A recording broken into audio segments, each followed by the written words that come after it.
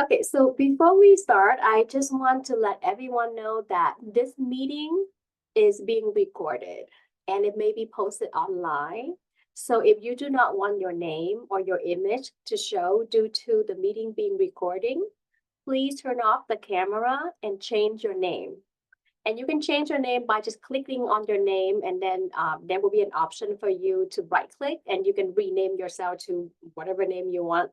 And additionally, we will have question and answer toward the end after the presenter finishes the presentation. So be mindful when you're asking question and to just keep the information in general. And then at the very end of the class, when you exit the Zoom meeting, it will pop up a survey about the class today. If you can just take a few moments to also fill out the survey for us. So let's get started. My name is Kim Tan.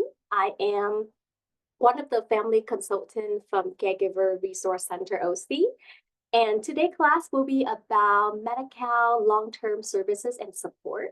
And this is a collaboration with Community Legal Aid SoCal, and we have the presenter here with us. Her name is Joan Cheng, and I'll let her do the introduction after I finish my slide.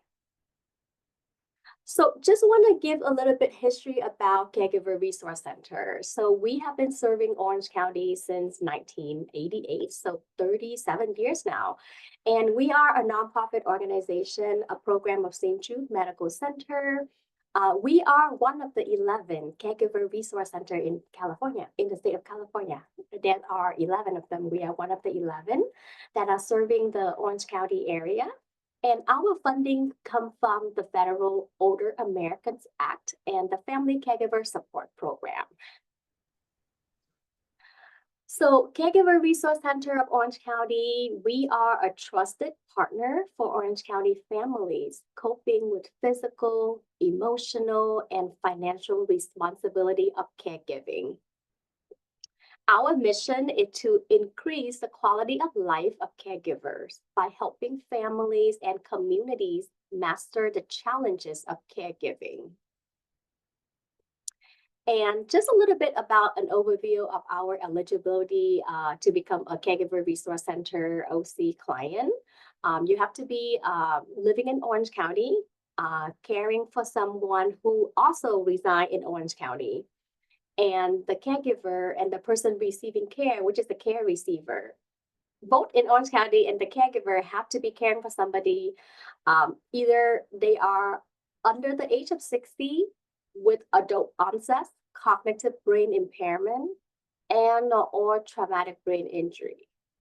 Or you are a caregiver caring for a loved one who are over the age of 60 that have a chronic illness that needs significant help with their activity of daily living. If you're unsure, you can just give us a call, let us do the screening, and we'll tell you whether you meet the criteria or not. So you don't have to worry too much about this. And some of the services that we offer to our client include support group for caregiver, specialized information relating to caregiving issue, education training. That's why we have the class today, legal workshop, respite assistant, caregiver assessment and care planning, and also counseling for the caregiver. And then this just a little quick 50 ways to take a break because self-care is very important. And then this is just our office phone number and the address, and I'll put that in the chat also later. And today's topic, like I mentioned at the beginning, is Medi-Cal long-term services and support. And the presenter today is Joan Cheng. She's a senior attorney at Community Legal Aid SoCal. I'm going to turn it over to you, Joan, for you to introduce yourself. Thank you. Thank you, Kim. Welcome, everybody. Happy Friday. Happy afternoon. Today, we're going to be talking about Medi-Cal long-term support and services and what the heck all of that means. We're going to talk a lot about some acronyms and letters that y'all are going to become familiar with. And I'm going to try to do like a Q&A in the middle and then also at the end. And if Kim can kind of monitor the questions, and I think I'm going to try to do like a little mini pop quiz along the way as we go through some of the slides. And hopefully, again, my takeaway is if you have one takeaway, or if you just know that these programs exist, then I've done my job. I'm not expecting y'all to take all this information in and know it and memorize it and know every single thing about MLTSS.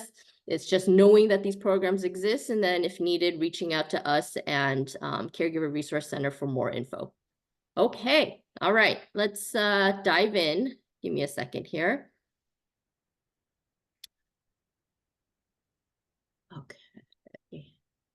I'm a fan of the laser pointer. Since we are all meeting remotely, this is kind of, if we were in front of, if we were with each other, this would be like my whiteboard or my little laser pointer even in person, but I'm still able to at least have kind of this guidance with us remotely when everyone's working on their laptops or their phones.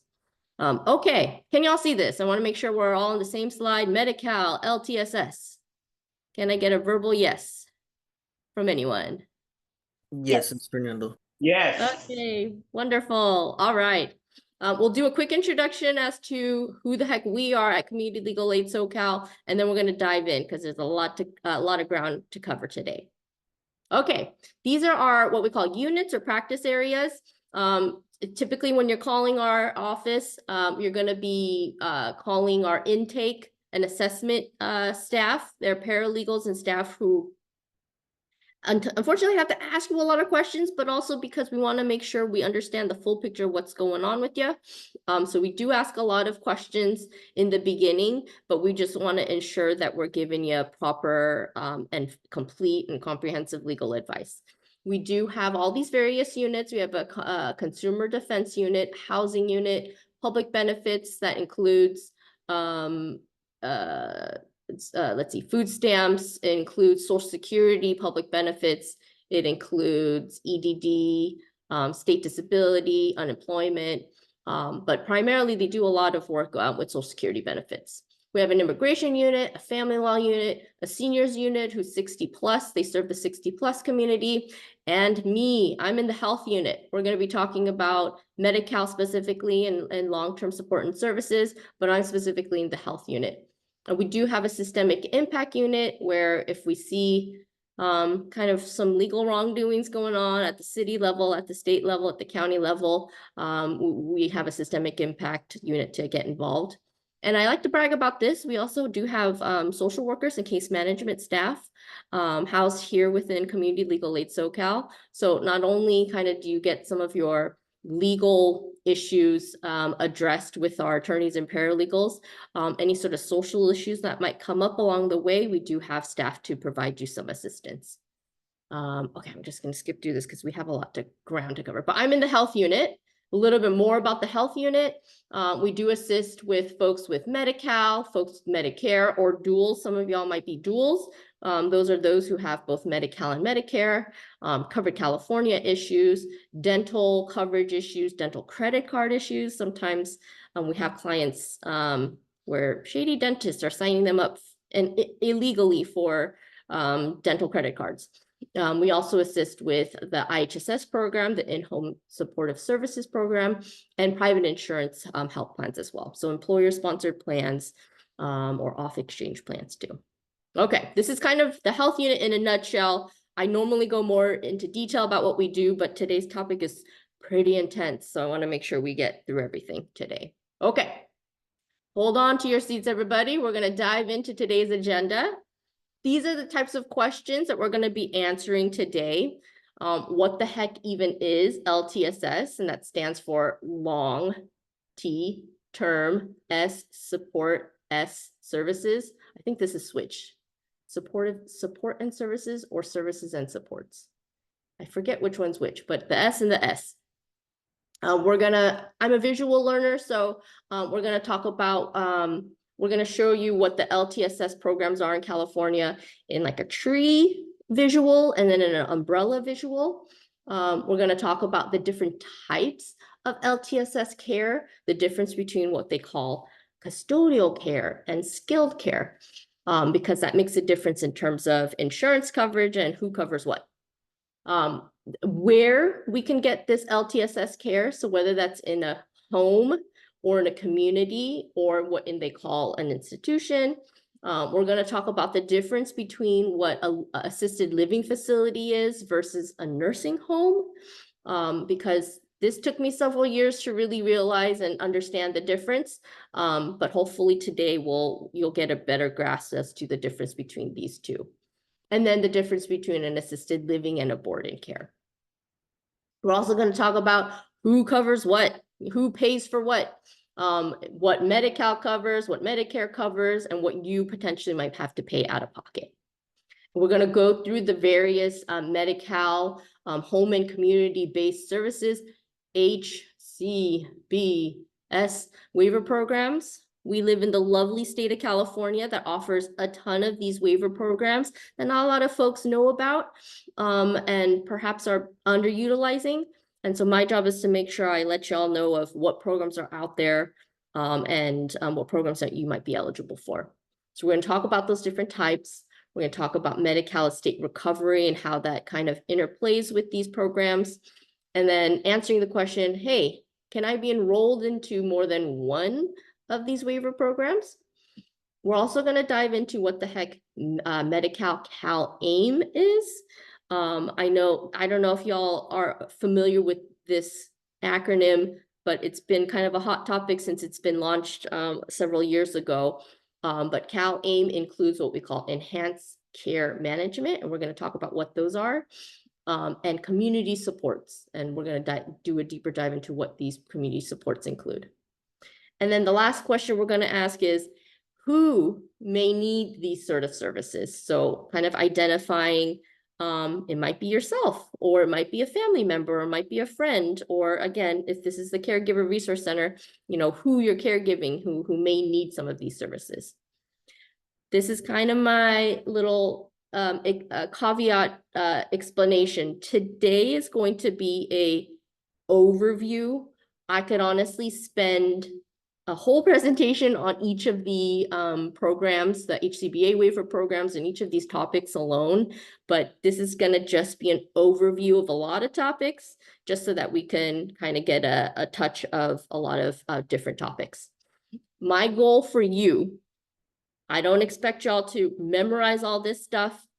My goal is just so that you know that these programs and these benefits exist. So I'm not going to quiz you on, okay, tell me the 5 different HCBS waiver programs that are out there in California. That's not the goal. The goal is just to know that these programs exist. If you just even have, one takeaway from today, it would just be knowing that these programs and these services are offered. And if and when you do need these services, that you go ahead and reach out to us and Caregiver Resource Center to get more info. Okay, all right. Is everyone ready to ride this ride with me? All right, I see some nodding. Good, good, good. Okay. All right, so let's dive in. What the heck is long-term support and services? What is LTSS? It includes custodial care and skilled nursing care. We're going to talk about what those differences are.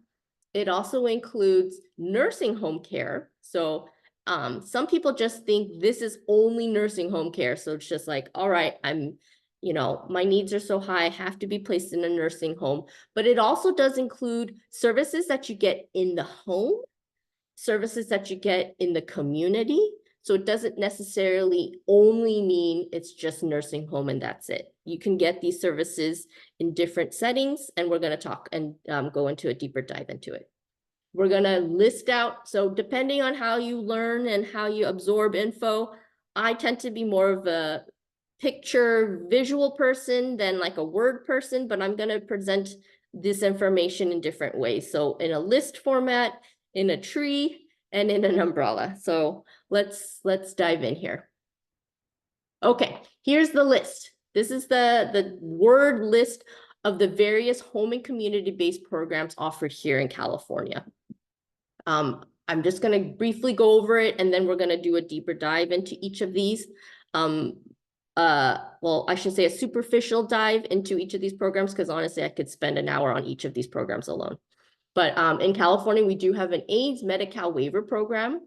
We also have an assisted living waiver program that the state of California will pay for your assisted living care expenses. There's also a home and community-based alternatives waiver program, and we'll talk about what services that includes, but that most of those services you're getting are going to be in the home. There's the DD waiver, typically we call it. It's for those who have developmental disabilities. MSSP stands for Multi-Purpose Senior Services Program. Usually it's like at least a case management program, and then they refer you out to some of these other waiver programs to see what your needs are. There's a self-determination program. And then I left this, I didn't leave it out. There's the CCT program, which is a California Community Transition Project. It's basically for those who are able to transition from a nursing home back home, and making sure you're set up at home to be able to continue to stay at home safely. So, things like home modifications, installations of shower bars, or I think it also includes like a life alert, a device for you, just so that you're able to medically safely go and return back home from a nursing facility. There's also the PACE program of all-inclusive care for the elderly. We'll do a deeper dive into each of these. CFCO is Community First Choice Option. It's one of 4 different IHSS programs. So think of, if you think of an umbrella, within IHSS, here's IHSS, there's 4 different programs within IHSS. One of those programs is the CFCO program. And then CBAS, a community-based adult services. I kind of am bummed out that they changed the name, because CBAS, community-based adult services, doesn't really explain what the heck the services you get.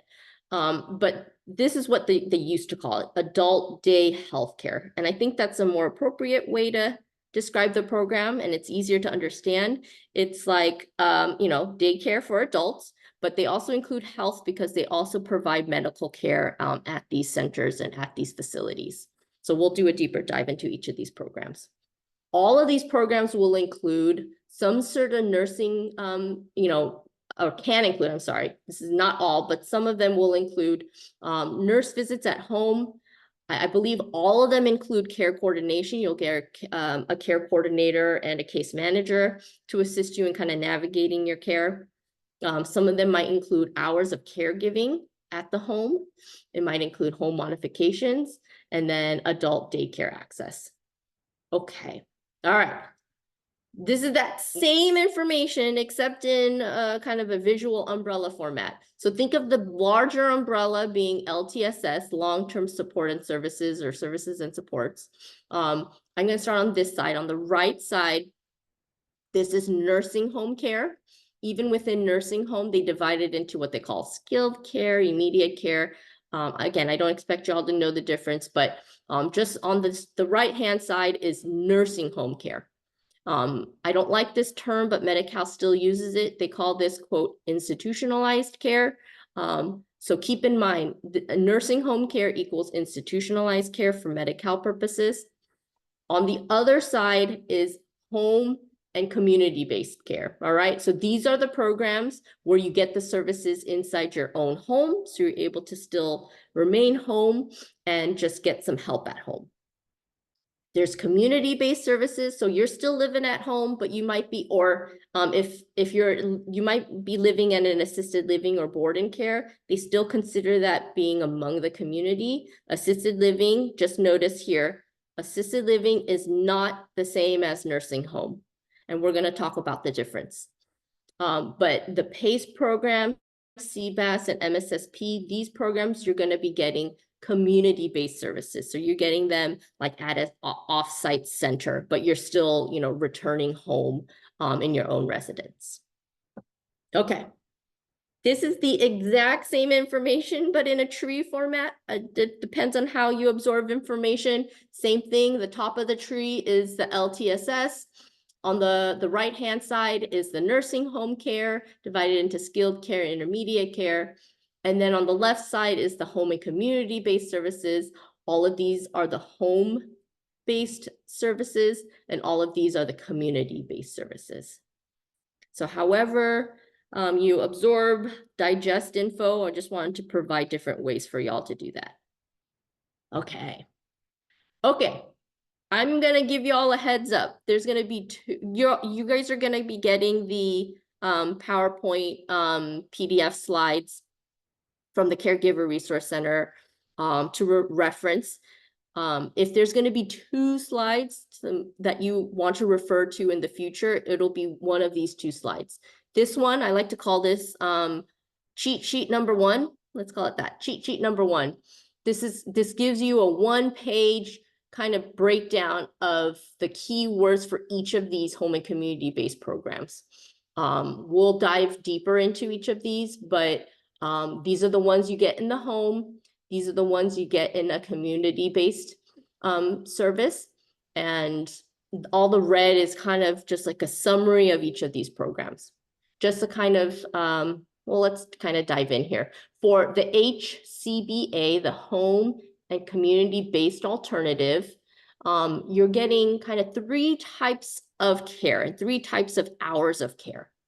One will include private duty nursing. So this program is very special because it does allow for the state to pay for a private duty nurse to come into your home and provide you nursing care in your own home. The other hours also include what they call waiver personal care services. Personal care is non-medical care. So think of a nurse providing you the medical care, right? Personal care are all the non-medical stuff like cooking, cleaning, bathing, dressing, feeding yourself, things like that. Those are the personal care non-medical services. So the HCBA waiver gives you hours for nurse, hours for personal care. And then if you already have IHSS, this is on top of your IHSS hours. So kind of the beauty of the HCBA program is you can actually get 24-hour-a-day care that is paid for and covered by various California programs. With CFCO, this is one of 4 different IHSS programs. IHSS, even if you have what they call protective supervision, it isn't 24-hour care. IHSS at a max can allocate up to 283 hours per month. So it's not 24-hour care. If you are medically requiring 24-hour care in the home, then most likely you're going to want to apply for the HCBA program. Okay. Again, we talked about the CCT program. I like to emphasize the T. It's the transition. You have to currently either be in a hospital or a nursing home for more than 60 days. Okay, there's a durational requirement, so you have to be receiving nursing home care or hospital care for at least a 60-day period. And it also does require that you are medically safe to return home. The whole point of this program is to make sure your home is set up so that you can return home safely. So that may include home modifications, vehicle adaptations. It might include wheelchair coverage, hospital beds at home, and nursing visits in the home. And again, I throw that in, they usually include some sort of like life alert device necklace for you to have on your person in case you have a fall or an emergency and you're not near your phone. Okay, so all of those programs you're getting in the home. Let's break down the programs that you're getting in the community. The assisted living waiver. So assisted living is technically considered part of the community. It's not a nursing home, and we're going to talk about what that means. The waiver program pays for your care at either an assisted living or at a boarding care. You still have an out-of-pocket. You still have to pay the room and board fee. The state does not cover that. That's still going to be out of pocket. But the beauty about the waiver program is that it pays for the care. So if if you weren't eligible or if you didn't have the waiver, you know, us living in an assisted living can cost several thousands of dollars. Instead, the room and board fee might just be, you know, $1,500 per month or $2,000 per month. So you're definitely saving money by enrolling into the waiver program. Yes, so there is still technically an out-of-pocket expense for you. The DD waiver, like I said, it's for those with a developmental disability. These are some of the past diagnoses some of my past clients have had, those with autism, cerebral palsy, any sort of intellectual disability or learning or language disorder. And a handful of my clients have had Down syndrome in the past who are enrolled in the DD waiver. MSSP, I like to kind of think of this as a case management. It's kind of a starting point, and MSSP case managers may refer you over to these other waiver programs for additional services. PACE. We're very lucky in Orange County to have 3 PACE centers.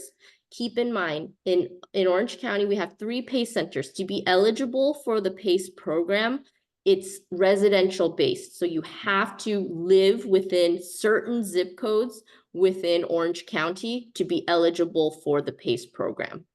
There's some good and bad, some pros and cons with the PACE program. The good is you get all of your care through the PACE center and through the PACE network of doctors. So for example, you get a shuttle that picks you up from your home, and then you get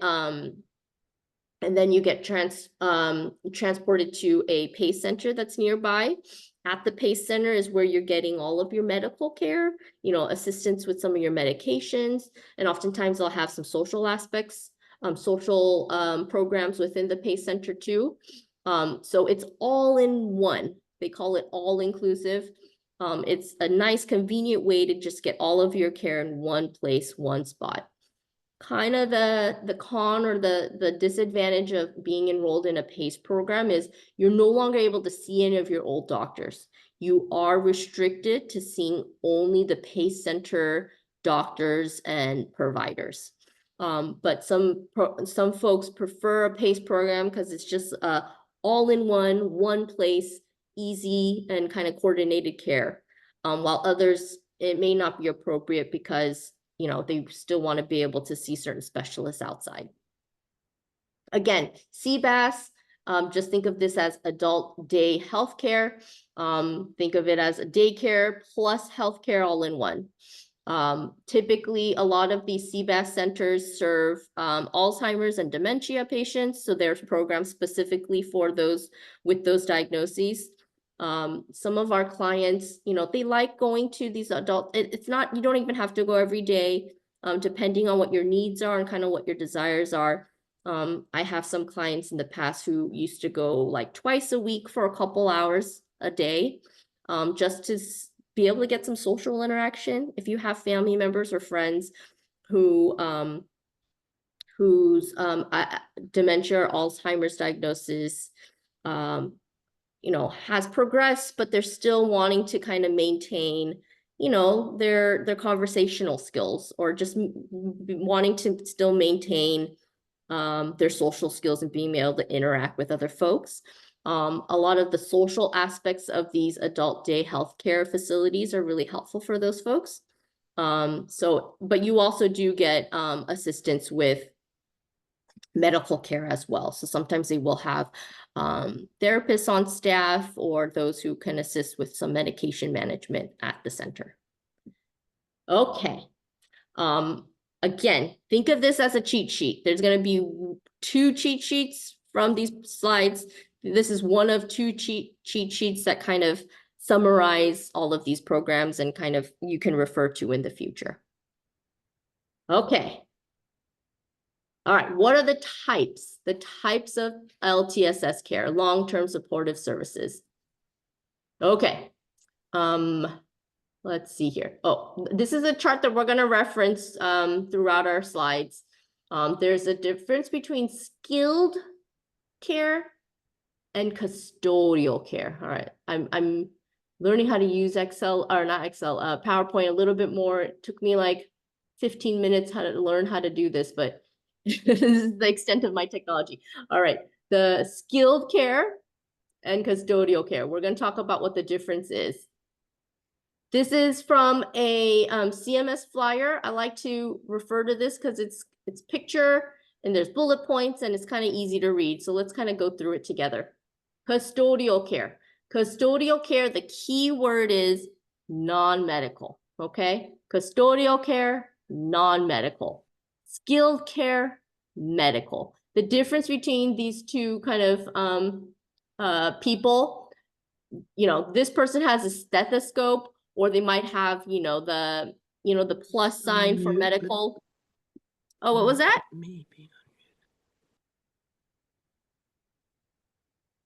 Okay, if there's a question, let me know.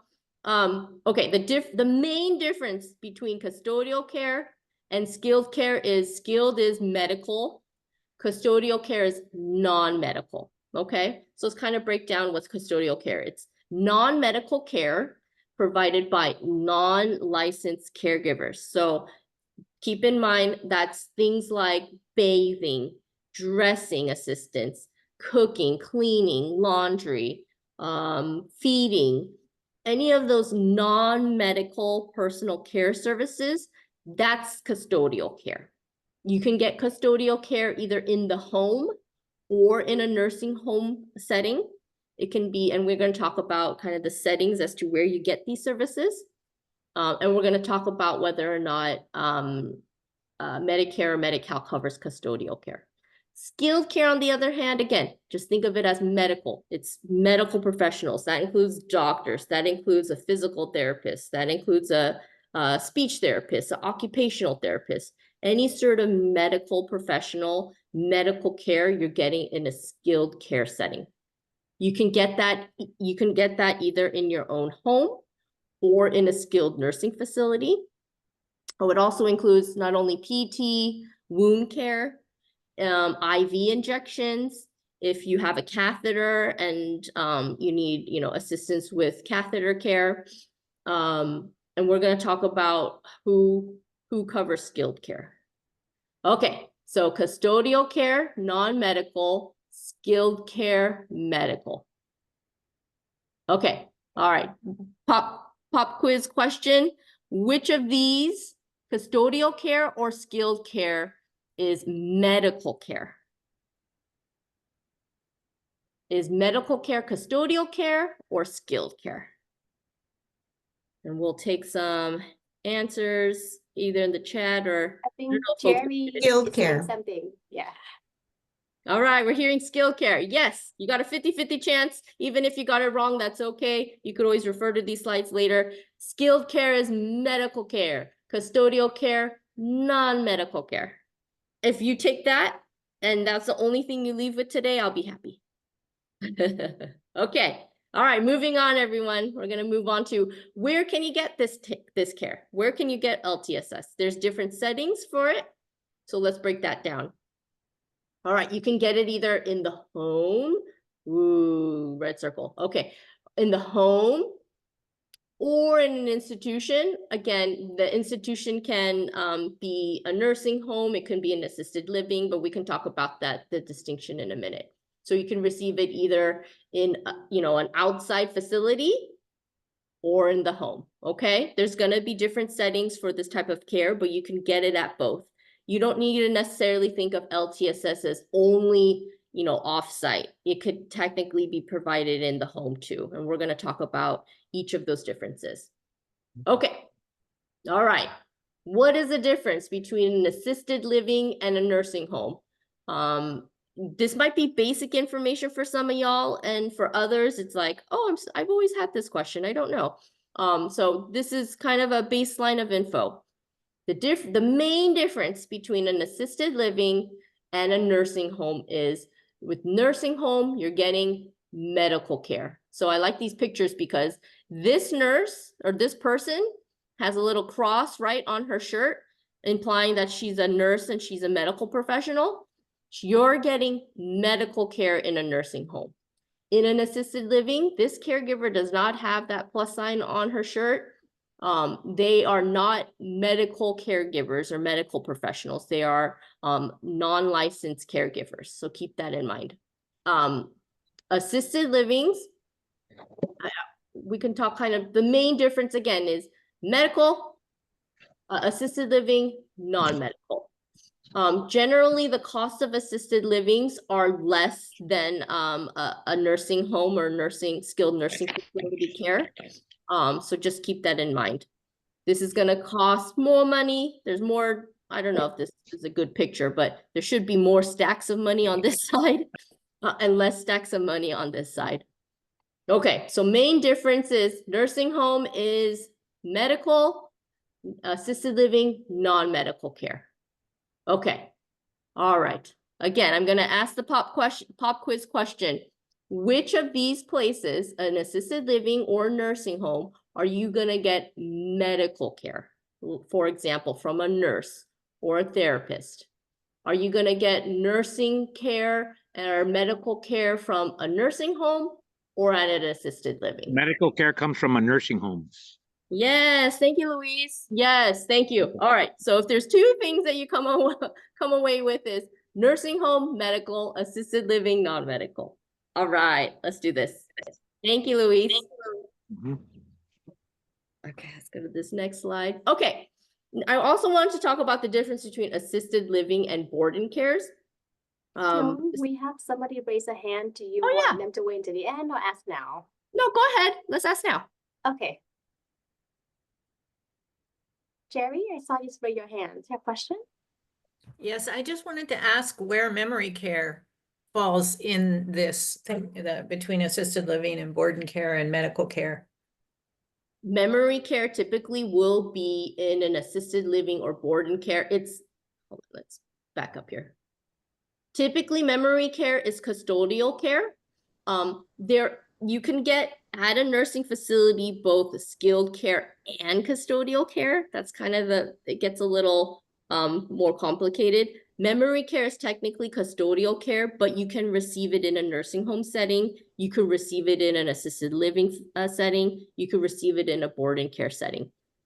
Typically, with an assisted living or even with a nursing home, they might even have like memory care floors or memory care units or memory care rooms. But it's included in custodial care technically, but that also can be provided in a nursing home, assisted living, or board and care.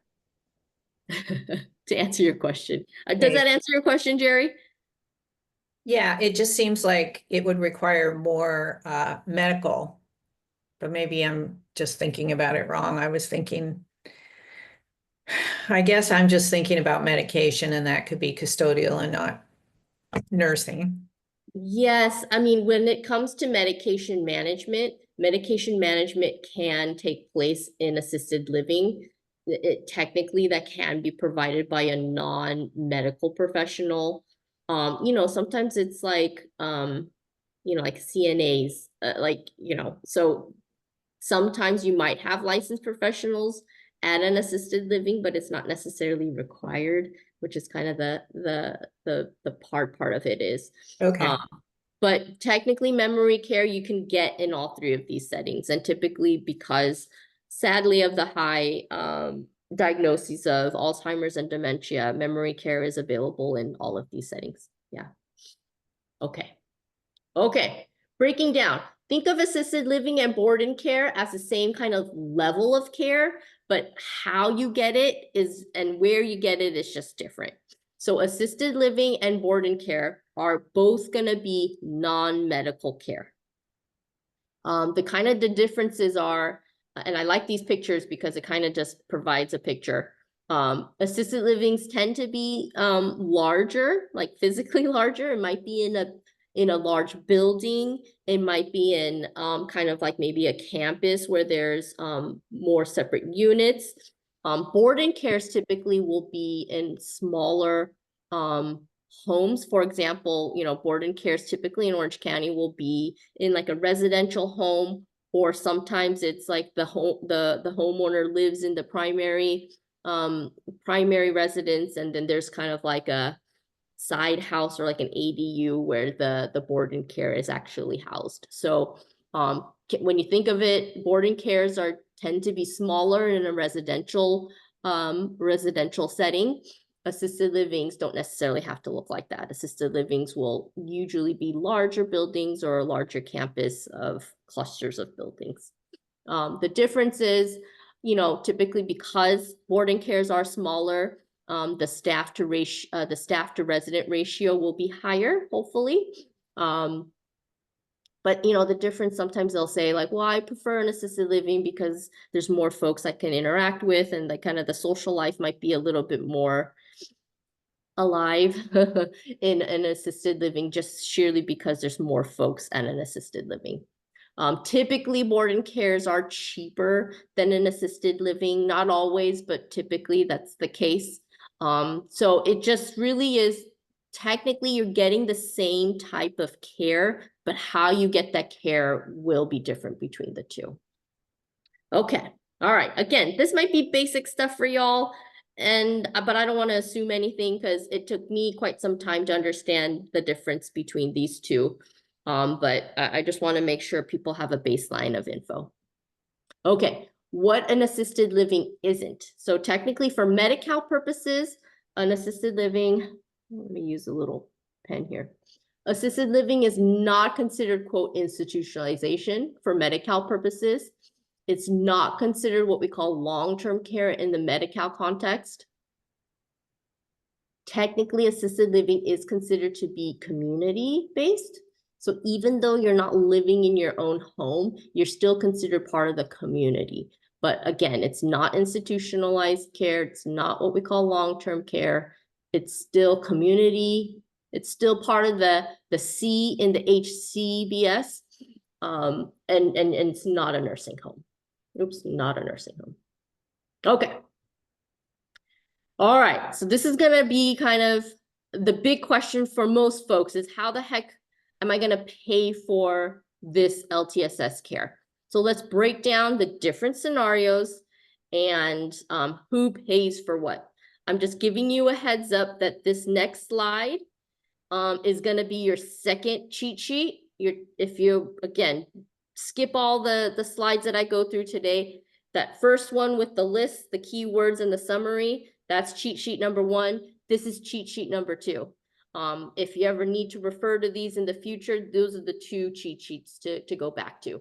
Let me go back to my laser pointer. All right, so we're gonna break down who pays for what in all these different scenarios, because there's different scenarios, different settings, different type of care. So I hope y'all can follow with me. If you want me to slow down, let me know, and I'm happy to do that. Okay, let's start kind of with our legend, our little guide here. The blue text is going to be what Medicare pays for. The purple text is going to be what Medi-Cal pays for. And then the red will be what you pay for out of pocket. It said you pay. It said, sorry, my grammar is not good here. You pay, singular. All right. So let's kind of break this down first. We're talking about skilled care, not custodial care, but skilled care. Again, if y'all want to raise your hand, pop quiz, is skilled care medical care or non-medical care? Skilled care, is it medical care or non-medical care? Little refresher pop quiz. Is it medical? Ding, ding, ding, ding. Yes, yay, wonderful. Brownie points for you.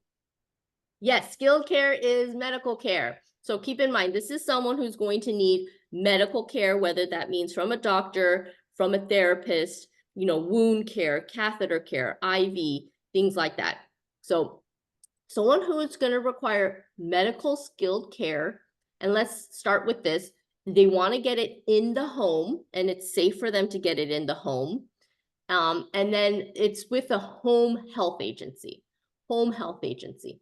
For home health agency care, Medicare does pay for it, but it's what they call on a part-time or intermittent basis.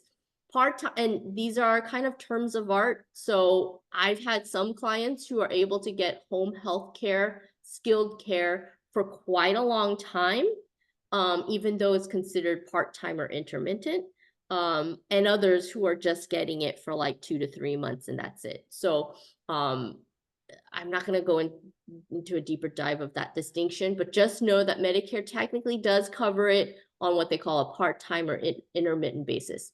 If you have Medi-Cal also or Medi-Cal only, Medi-Cal does cover it. As long as there's, you know, your doctors are showing that you medically need the skilled care in the home, Medi-Cal can cover it.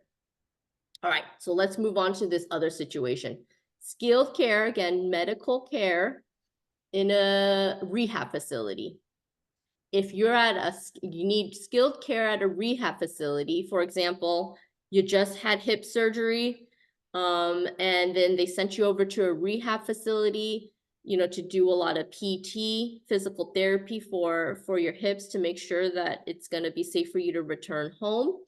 Medicare pays for the first 100 days. So they have coverage for the first 100 days only, and that's it. There's no exceptions. Medi-Cal on day 101, no mas, no more dollars going to the rehab facility. The rest would be theoretically either out of pocket, or if you have Medi-Cal also, Medi-Cal does cover. So Medi-Cal covers beyond the 100 days. But typically with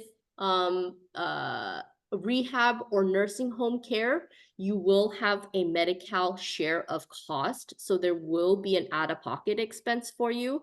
It's going to be hefty. It basically is all of your income minus $35, but it's still cheaper than if you were to pay the care out of pocket 100%. For example, right now, I believe nursing home care and rehab care in the state of California, the average rate is 10 or 11 grand per month. So let's just even round down, 10 grand a month. For some of the share of cost folks, your share of cost could be as low as like $1,500 a month. So you're paying $1,500 a month while the state and Medi-Cal is paying for the rest. So there's still a benefit for you to be able to have Medi-Cal to cover these services, because you're still saving thousands of dollars. What if you have Medi-Cal already with a zero share of cost? That's the thing. Once you are admitted into a rehab facility or nursing home for at least a 30-day period, they're going to automatically tack on a share of cost. Even if you didn't have a share of cost before entering into the facility, it's kind of like all right, this is your portion that you have to pay. Okay. There is, I'm going to put this in parentheses because I could spend a whole hour on spousal impoverishment alone, but if you are married and there is a spouse at home, there is something called spousal impoverishment provisions, where there may be a scenario where you can avoid paying a share of costs and you don't have to pay. That is what my husband has. He has a zero share of cost through the spousal impoverishment eligibility. So that means we wouldn't have to pay that? Correct. So if you are, well, again, I have to see and make sure that you meet the eligibility requirements for spousal impoverishment. We already have. I mean, that's how, yeah. And so does he pay a share of cost? Do y'all pay a share of cost? No. No.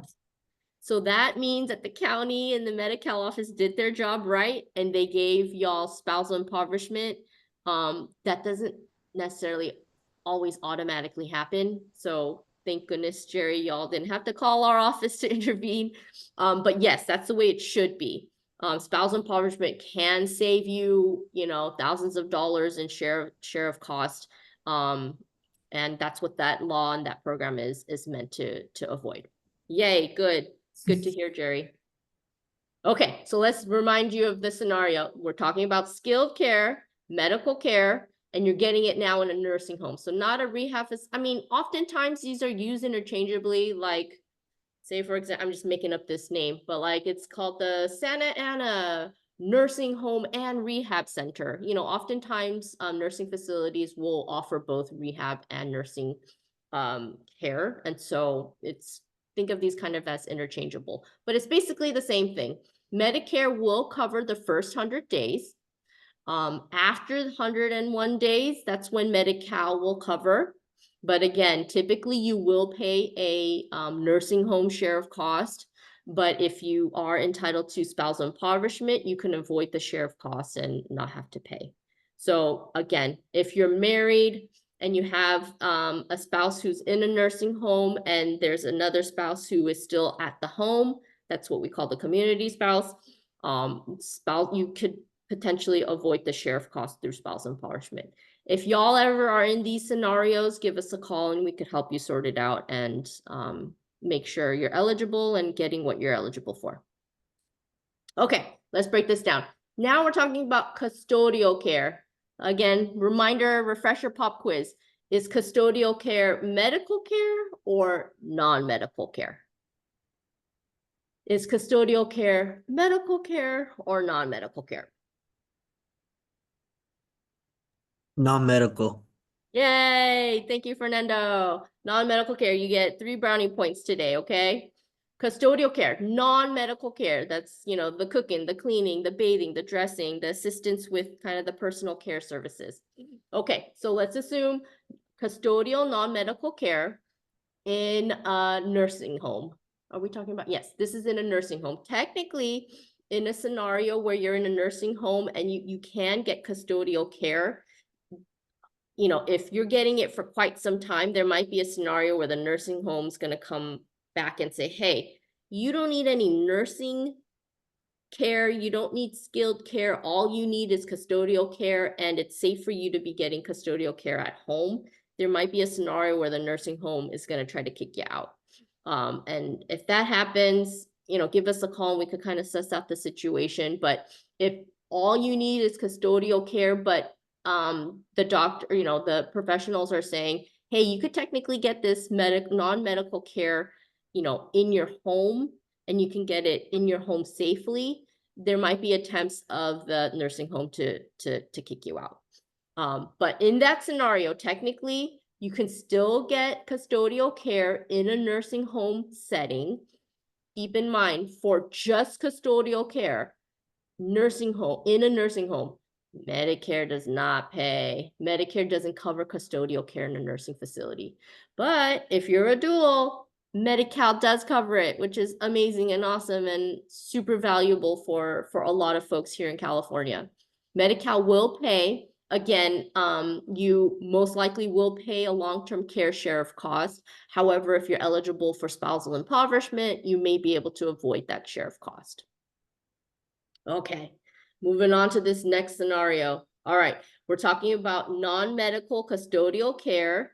We're still talking about in some sort of facility. And now we're talking about assisted living, a board-in care, some sort of facility. So you're not technically at home, but you know, a community-based facility. Medicare, unfortunately, does not cover it. Okay, Medicare doesn't cover assisted living costs. Medi-Cal only covers assisted living costs through the assisted living waiver. So if you're not enrolled into the waiver program, you're paying for this 100% out of pocket. If you are eligible for the waiver program, you don't have to pay for the care costs, but you still have to pay room and board. California does not cover room and board, even if you're in the waiver program. So keep that in mind. You're still going to have some out of pocket.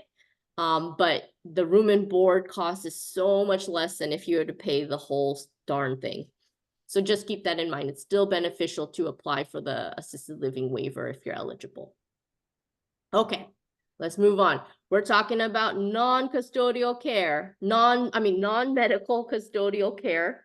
We're talking about in the home now. You're now getting these services in a home, not off-site, not in a facility. You're at home with a home care organization. Typically, you're going to be paying for this out of pocket. Unless you have what they call long-term care insurance. Honestly, no one offers long-term care insurance anymore. And if they do, it's thousands of dollars and it's super unaffordable per month. The only context I've seen some of my past clients have like long-term care insurance was like they worked for a pretty large employer that still offered this benefit. And they worked for, I had 2 clients, one that worked for Coca-Cola and another that worked for Chrysler, and they were there for like 50+ years. And those employers offered their retiree employees long-term care insurance. They were still paying quite a lot in premiums each month, but that would be the only context. You know, typically you're paying it out of pocket unless you have some way, somehow you have long-term care insurance. But I like to highlight this. This is something new. Medi-Cal does have what they call community supports, which includes these custodial care in the home services. It may be covered on a limited basis or on a temporary basis. So I have to always give the little caveats here. But there might be a point where Medi-Cal can cover some of this for at least a little bit, or for with kind of limitations, and the number of hours you get might be limited too. Okay. Lastly, we're talking about non-medical custodial care in the home, and then direct employment. So you're just paying the caregiver directly. If you are eligible for it, the IHSS program, which is a wonderful, amazing program we have here in California, IHSS in-home supportive services does pay for a caregiver to come into your home and provide you the non-medical custodial care. If you're not eligible for IHSS, you would be paying out of pocket for this. Typically with, direct employment, or even with home care, I've seen any ranges from like $30 an hour to $50 an hour. These home care agencies and home care caregivers can be quite expensive. But again, if you're eligible for IHSS, perhaps you can avoid that by hiring an IHSS provider. Yes, I see a hand up, Luis. Oh, you're muted. Okay. Is that better? Yeah. So I'm wondering, how much does typically how much does IHSS pay for a caregiver? Yes, right now in Orange County, I think what is the rate? I think it's $15 an hour. It's Okay. not a lot. So just But they because do you pay- have, I'm sorry, go ahead. No, what I like to warn people of is, just because you have IHSS doesn't mean you actually get to use your IHSS. I have some of my clients saying like, hey, I'm having a real, like I've been awarded 100 hours a month, but I'm having real trouble finding an IHSS caregiver to take the job, take the gig, because of the rate that IHSS pays here in Orange County. Orange County's rate is a little bit higher than other counties, but it's still not a lot. Yeah. And how many hours is a caregiver allowed to work? Again, that's going to be awarded by IHSS. So you apply with IHSS, they do a home visit, they'll see what your needs are in the home, and then allocate an X number of hours per month. So it depends on that home evaluation and some forms. And my understanding is that because we just went through this and I became the care provider for my husband through IHSS. And we get $18 an hour in Humboldt County, which is shocking to me that we get more than you do down there. Hey, it might be 18. Let me look. It's $16.50 right now. I just we looked have it up. it, it's $16.50. In Orange County. but $18.50. Okay, I'm hearing it wrong. But they take out disability insurance, taxes, etc., so they end up only with $15. And if you're a spouse, if you are a family member, I know if you're a spouse, I know that for sure. And I'm not sure if you're like a child or a parent, or it's not taxable, it's tax-free money. But the other thing I was going to say is, when they came and did our assessment, there were a lot of things that they didn't count because he's my husband. And so they disregard a lot of the hours because they figure you'd be doing that stuff anyway because you're living with the recipient. Yeah, it's called the able and available spouse rule. Yeah. Honestly, I could come back if y'all are interested. I can do a full hour on IHSS alone, and we can do a breakdown as to the available able spouse rule. There are ways around it. If you yourself, Jerry, have some sort of medical condition that does limit your physical abilities or mental abilities to caregive, there might be a way to avoid the reduction in the hours for your husband. But yeah, these are some of the IHSS laws and rules that are in place to kind of, the idea is, hey, you're a spouse, so you're supposed to provide this care.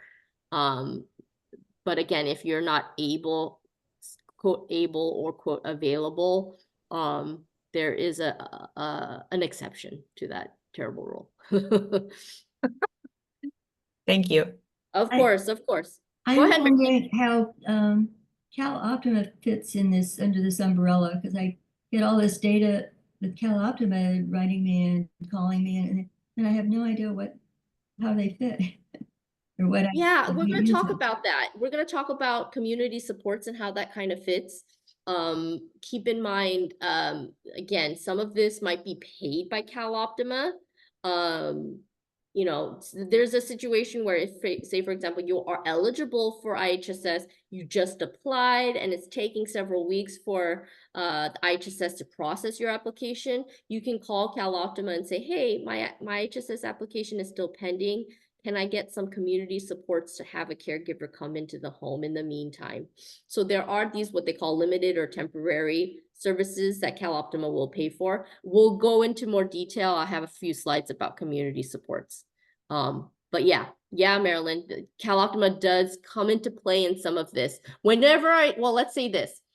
If you have Cal Optima as your Medi-Cal plan, wherever it says purple, that's Cal Optima. So replace Cal Optima with the purple. Cal Optima is your Medi-Cal, plan. Or if you're in Orange County, you might have Kaiser for your Medi-Cal plan. Replace whoever your Medi-Cal plan is with the purple. I hope that helps. Okay. Well, this was the midway Q&A stretch break. Take a little stretch break. Does anyone else have these great, wonderful questions? Jerry, Marilyn, those are wonderful issues and questions that you brought up. And Marilyn, I'm hopefully going to be able to answer more of your question in the next few slides. So Joan, in the chat, we have quite a few people that agree that we should do another presentation about IHSS. Okay, I think we might have one on calendar, but let me follow up with Kim. Not with Kim, with Rachel. And yeah, let me caregiver resource center. I think we might already have one on IHSS, but if we don't, I'll make sure we do. Cool. Yay. Any other questions? Oh, I see a hand up, Fernando. Can you speak about how the HCBA waiver and that process is, where a person would begin, and then also the places that would accept the HCBA waiver? Yeah, honestly, I could spend like a whole 30 minutes to an hour on just the HCBA program alone, but let's go back here. This cheat sheet. The HCBA waiver is implemented by some waiver agencies. Depending on where you are, there's an assigned organization that helps you with the application, with the assessment and all of that. So feel free, if you want more information, I could come back and do an HCBA. Maybe I'll do that HCBA presentation. But there is a waiver program agency where you apply and you get the services kind of coordinated by the agency themselves. Yes. Would you be able to provide that information? Yeah, you know what? Let me see if I have. Where are you, Fernando? Are you in SoCal, so like Orange County, San Orange Bernardino as County. well. Yeah. Okay, because in Orange County, it's either one of two, and I would need a zip code, but I don't know if you want to share that, but I can just give you kind of the general info here. Yeah, that'll work. Thank you. Yeah, of course. Okay, let's see. Nope, that's not the one. I need the agencies. Oh, here it is. I'm gonna put this in the chat. Sorry, I have to stop sharing and then share. Okay, HCBA waiver agencies. There's two in Orange County. It's either Libertana or Access TLC. Depending on your zip code, you enter your zip code, or there's a list of zip codes. And then it'll tell you if you're with Libertana or with Access TLC. But honestly, if you call either of them, they're gonna ask you for your zip code, and then they'll filter you or refer you over to the agency who should be helping you. So I'm gonna say scroll down. You have to scroll down on this website. Awesome, thank you. Yeah, let me put it in the chat. Scroll down for 2 OC waiver agencies. Libertana or Access TLC. Okay. All right, I put it in the chat. I hope that's helpful. If you have any questions after you explore this, give us a call, Fernando, and we can kind of give you some guidance with the HCBA application process. That'll be Luis awesome. have a hand up also. Yeah. All right, Luis. A session, you mentioned that you were recording this. Yeah, is this going to be available for playback? Yes, I do have the information of all the email of people that register for today. So when we have it posted, I can send it via email. Perfect, perfect. Yeah, that, and I had another question for Joanne. Yes, please. Joanne, so I've been my father's primary caregiver for the last 4 years. He suffered a stroke in early 2021. Yeah. And you know, because of his pension, he does not qualify for Medi-Cal. Recently we found out that we're able to put it into a living trust, I guess his pension, and that would possibly qualify him for. Do you know, could you direct me towards somebody that would know about that type of sort of stuff that maybe might be able to, Yeah, so our office, we're a nonprofit law office. We don't assist with like setting up the trust because Right. we're not like estate planning attorneys, but if Right. it's already in place, and we can advise you of kind of what the Medi-Cal income counting rules are, you know, Right. trust income, it's complicated. Oh, So I need to know a little bit more details. Luis, yeah. why don't you give us a call? Keep in mind, I know this is a caregiver resource center. Technically, if you, the caregiver, are calling our office, we do need the you know, the spouse or the family member on the line to give us consent Sure. to speak with you, or Mhm. if you have a power of attorney or advanced healthcare director, some other legal document that says you can talk on their behalf. But Okay. give us a call. We were able to kind of at least help you suss out what the Medi-Cal rules are on trust income. But setting Okay. up trusts and setting up, you know, wills and things like that, that's something our office wouldn't be able to. Right, but you wouldn't be able to direct me towards anyone that would be able to answer those questions? Yes, we can. Okay. We can give you some Okay. referrals. Absolutely. Okay, very good. Yeah, then I'll contact you. Yeah. Okay, Cool. very good, Please Joanne. do so, Thank you. Luis. Okay. Mhm. Okay, this is our Q&A mid-stretch break / any other questions and comments, concerns at this point.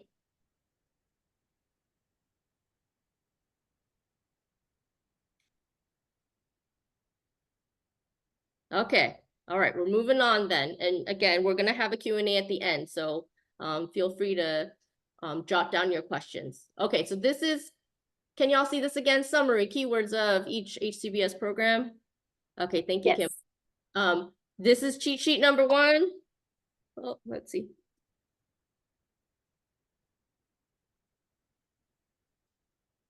This is cheat sheet number 2. You guys will have this after the presentation. That'll be emailed to you. If you have any questions about these, give us a call and we could help you kind of guide you through this process. But if you ever just need to refer to it for yourself, cheat sheet number 1, the keywords and the summary. Cheat sheet number 2, the who pays. Okay, let's move on. These are, again, the different California health and community, home and community-based service waiver programs. Again, keep in mind, if you are outside of California, some of these programs may not exist. So this is very California specific today of what we're talking about. Again, here's the tree, here's the nursing home stuff on the right side. Here are all the home-based services, here are all the community-based services. And again, here, just for your convenience, here's cheat sheet number 1. Here's the summary and the keywords of each of these HCBS programs that are offered here in California. And honestly, there might be a handful others. I don't go into detail about the AIDS waiver but these are the more most commonly used and the ones that our clients are calling us about.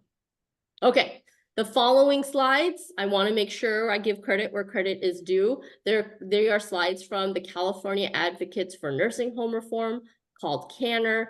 They are an amazing organization who does amazing work, and they provide us a lot of technical assistance with some complex, funky cases. But I'm giving credit where credit is due. The following slides and images are from CANR and their other presentations they provided in the past. We've already talked about each of these programs individually in the cheat sheet number 1, but this is basically the same information kind of in a different format. This is that CFCO IHSS program, again, available to Orange County residents. It gives you more information here about each of these programs, but CFCO again is IHSS, non-medical, custodial care, things with cooking, cleaning. They do include, IHSS include paramedical services. I'm not going to go into detail exactly what that means, but it's technically IHSS will cover paramedical service hours too, and then protective supervision. So when I come back to do an IHSS presentation, we can talk about in a deeper dive what protective supervision is. PACE, we talked about this. It is offered in Orange County. There are 3 PACE programs or 3 PACE centers in OC. And again, it's a PACE center where you're getting everything. You're getting your not only medical care, but you're getting your rehab care and social services too. CCT, this is again, you have to be at a hospital or a nursing home for at least 60+ days. And then it's a program to hopefully be able to transition you back home and make sure you're set up properly at home. So that includes household setup costs, home modifications, vehicle adaptations, assisted devices.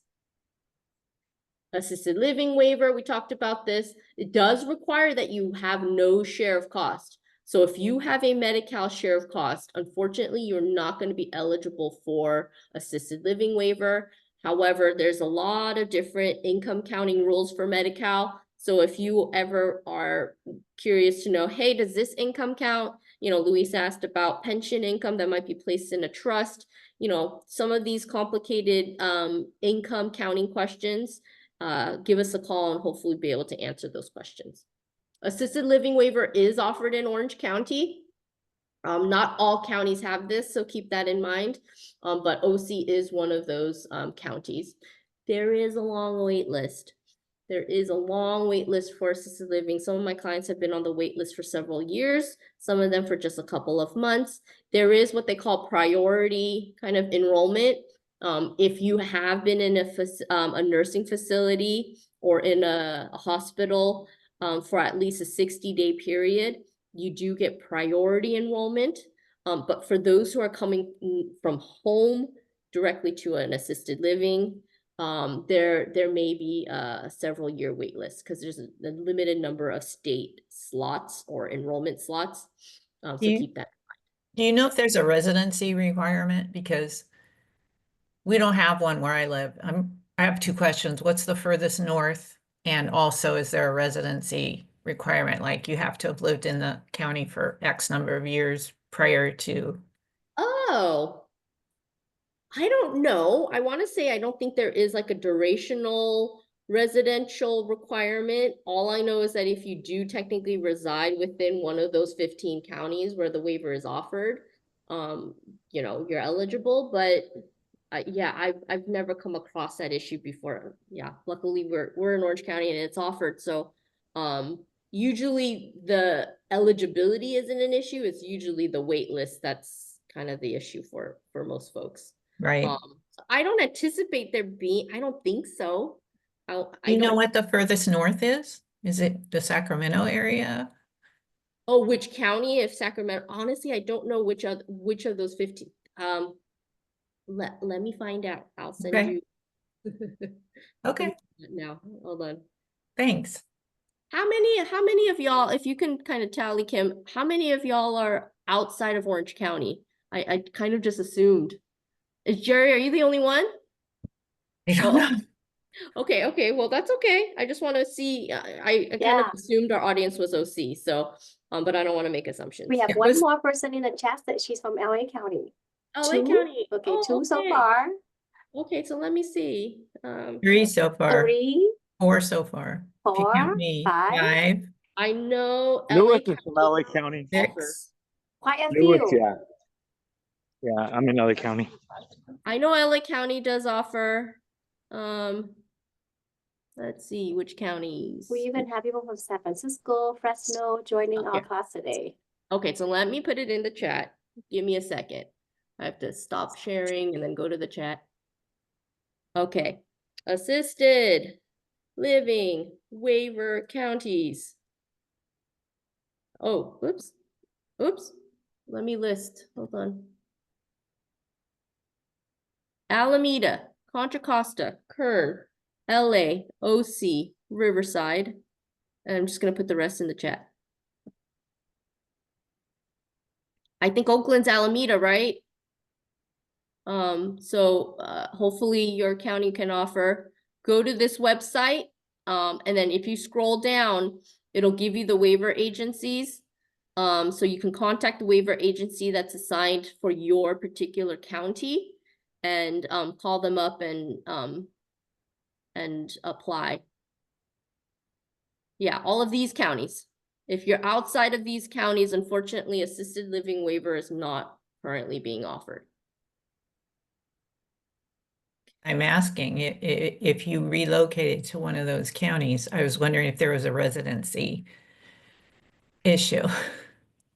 Jerry, this is my educated guess. I want to say no, but I've never encountered that issue personally with our clients, so I can't definitively say. But I do believe at a bare minimum, you're going to need to make sure that your Medi-Cal is also transferred to the eligible county so that it's reflected in your Medi-Cal case. Right. Okay. Okay. Okay. All right. Well, again, assisted living waiver covers the assisted living care. You still have to pay the board and care or the room and board fees. Okay. MSSP, it's offered in not all counties, but I know in Orange County it is. You could just Google MSSP, MSSP California, MSSP Medi-Cal, and it should be the top result that comes up. MSSP provides case management services for those who are 65 and older. It's basically all of these programs, the HCBS programs, are a way to hopefully avoid being placed in a nursing home if that's possible. HCBA, we talked about this, the waiver program that includes private duty nursing, waiver personal care services on top of your IHSS hours. It includes care management and case and a case manager, coordinating your care. It's all handled by the waiver agency. In the chat that I sent y'all, those waiver agencies are kind of your point people, your point agency to get those services. Okay. Let's see. Next. Okay. Yeah, See, I'm a little confused now. So why would you call one of these waiver agencies? to apply. So these are separate from Medi-Cal. You have your Medi-Cal, Maryland. Yeah. On top of that, there's all of these HCBS waiver programs. They're separate programs that you have to apply for. So sometimes some of these programs will require that you have Medi-Cal. Well, let's see, some of them are just as long as you have Medi-Cal. This one's on Medi-Cal. Specifically, the assisted living requires that you have free Medi-Cal, no share of cost Medi-Cal. So keep in mind, these are not included in your Medi-Cal benefits. They are separate programs that are on top of Medi-Cal. I know, it's super confusing. Thank you.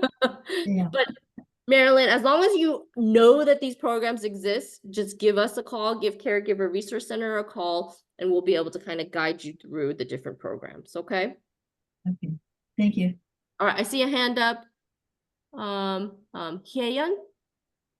Um, actually, one of my clients is in the program ALW, but the person is not interested if the individual is not interested in the program anymore. And then what are they supposed to do? They should call their assisted living waiver agency who originally helped them enroll, and let them know they want to disenroll. Is there plans for them to return home, or what's the? So are they gonna help them with the cancellation? Yeah, they should. Honestly, if the individual no longer needs the assisted living waiver, it's great that they're able to kind of cancel and then, open that slot open for someone else. Yes, the assisted living waiver agency should be able to help with kind of like disenrollment. Okay, because actually they are in the wait list, not in the program. They're not using it right now. They're in the wait program. Wait list right now at this moment. Okay. And it's kind of give you a really long wait time. So like they are kind of giving up on it. So like, oh, can we just slip on that and then whatever, like it's not gonna happen. They kind of build toward it like it's not gonna happen. So, but I It still, doesn't hurt to remain on the wait list. So keep in mind, if you are on a wait list for one of these programs, it does not prevent you from enrolling into these other programs. It's only when you actually get enrolled is perhaps there's some, and we have another slide about when you're limited to how many programs you might be enrolled in at the same time. But if you are currently waitlisted for ALW and you want to enroll into another program, you're able to do so because you're not technically enrolled, you're waitlisted. okay. So I thank would you. tell that person, hey, keep your waitlist slot. In the meantime, if there's other services that you can use and other programs you can apply for, do so in the meantime. Okay, thank you. Yeah. Thank you, Han. That's a really great question. Okay. All right, moving on. We'll have more chances to deep dive with Q&A at the end too. Okay, HCBA, there is a wait list for the HCBA waiver program as well. I've been told that it can be as long as the assisted living waiver. Sometimes folks it might be shorter. There is, again, that priority enrollment if you are coming from a nursing home or a hospital and you've been there for at least a 60-day period, you do kind of get placed at the top of the list.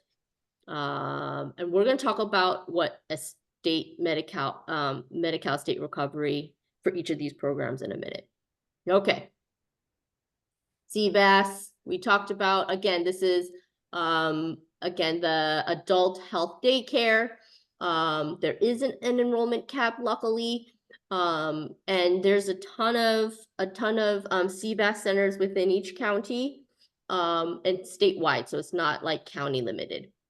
CVAS can provide you, again, health, medical care, rehab care, personal care. So that's like the feeding, bathing, dressing, or not, I mean, maybe not dressing because you're at a center, but like they might be able to feed you the lunch and, kind of spoon feed you if you need that assistance.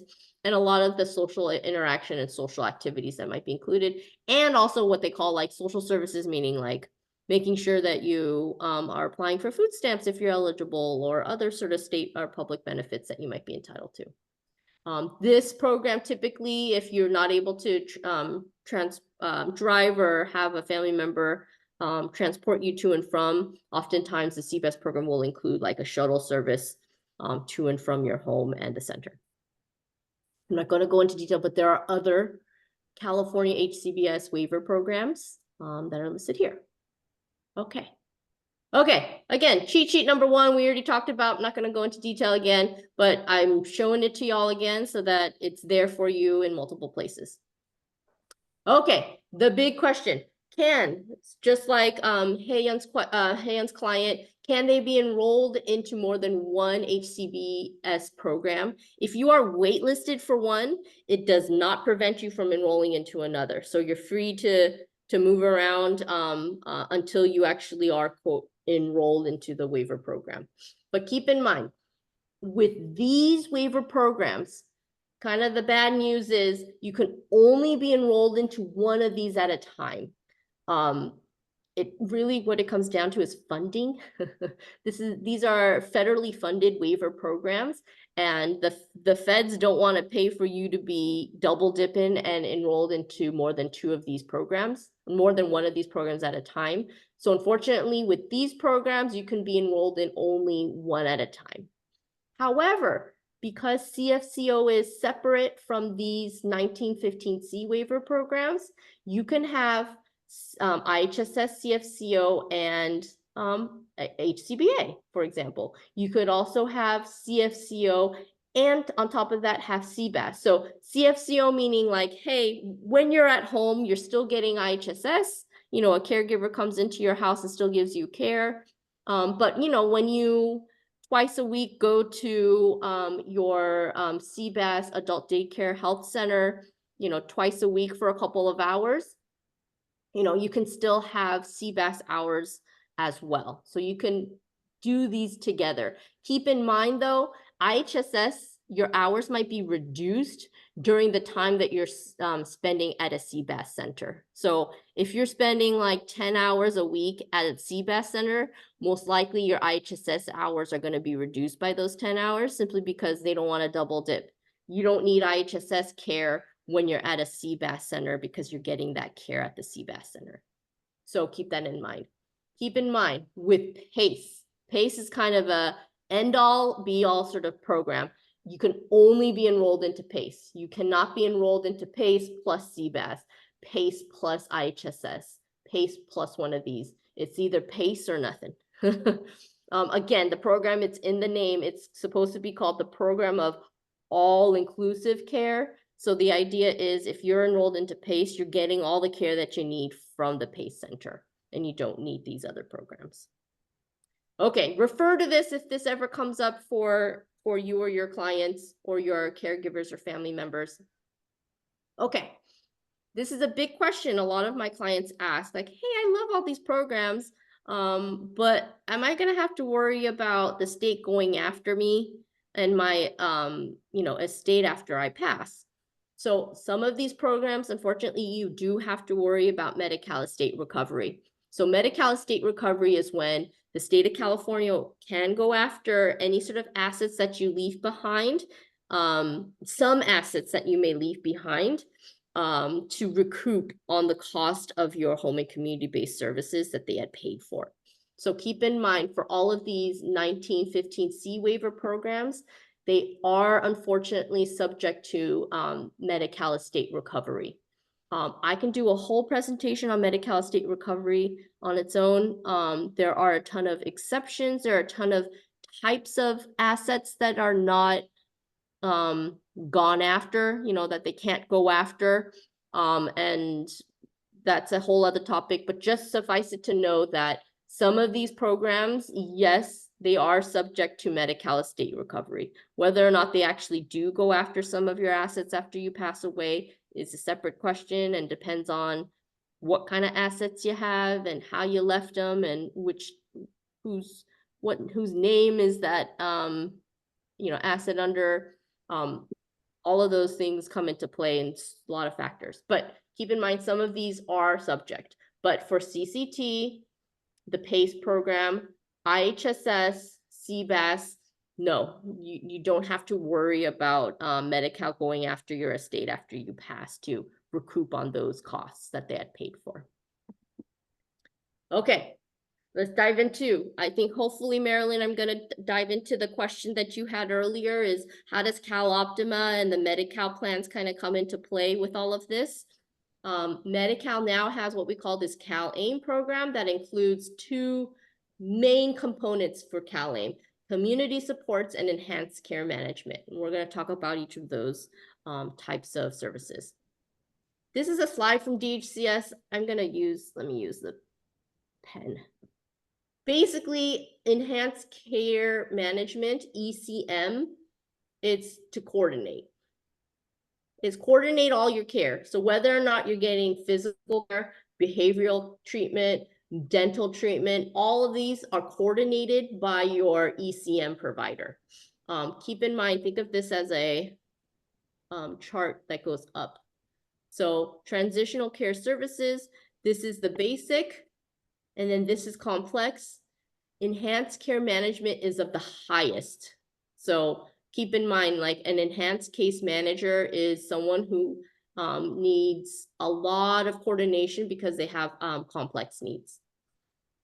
These are the populations, what they call populations of focus, POF. Again, if you're a provider, you might be familiar with these acronyms.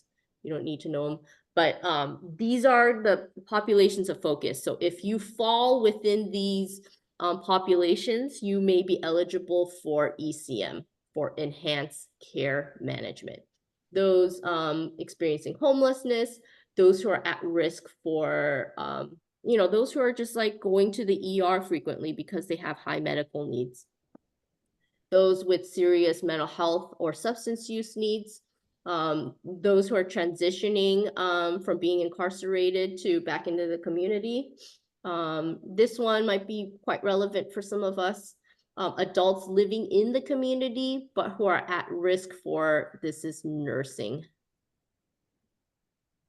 We talked about what they call institutional. Medi-Cal still uses the old school phrase of institutionalization. This just means nursing home, AKA nursing home. So you're living at home, but you might be at risk for needing nursing home care. Or it might be these folks, those who are currently at a nursing home. So you're currently at a nursing facility, but you want to transition back home. Community means can be home, could be an assisted living or board and care. They also do have populations of focus of ECM for CCS folks. That's the California Children's Services Program. Those who are in those foster youth. Foster youth. I swear, sometimes Medi-Cal, you need like a separate dictionary to translate all the words that they have. And then birth equity populations of focus. This is ensuring that Black parents and Black pregnant persons are getting, the same access to care that other their white counterparts, their Asian counterparts are receiving as well. So these are folks who are perhaps not getting the same type of pregnancy care that other folks have been receiving historically. So this was back added last year. Okay, so ECM is available for these populations and these populations only. So keep that in mind. That could be adults, that can be youth who fall within these categories. Could I ask a question? Yes, please. I'm pretty sure that when I applied for IHSS for my husband, I had to get a statement from the doctor saying he was at risk of nursing Facility home. level care. So that would mean that anybody that's getting IHSS would qualify? Yes, I would say apply. I would say ask. So call the number on the back of your Medi-Cal plan card.